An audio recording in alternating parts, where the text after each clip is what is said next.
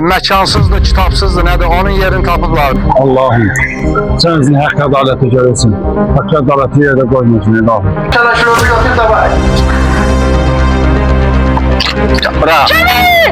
Vaxt olacaq. Biz yenə də görüşəcək, yenə də üzbəüz gələcək. Bir dəqiqə sonunda mən deyim ki, bizdə heç zaman ədalət gecir. Ədalət gecikmir. Saniyəsi var. Soldat! Üzülürsə, Sakin. əlindən bağladın ola bombanı. Ədalət!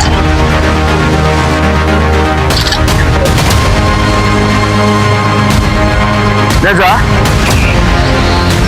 Bu bombu patlayacaqsan da. Babam istəyirəm. Tatik, uşağım mənim əlimdədir.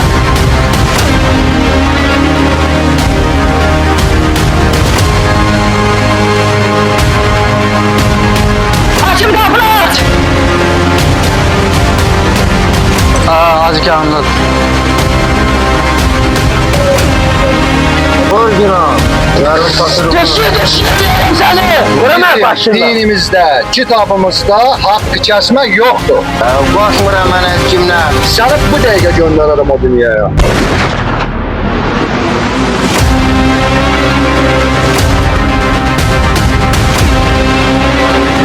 Allah'ım sana zor oluyor.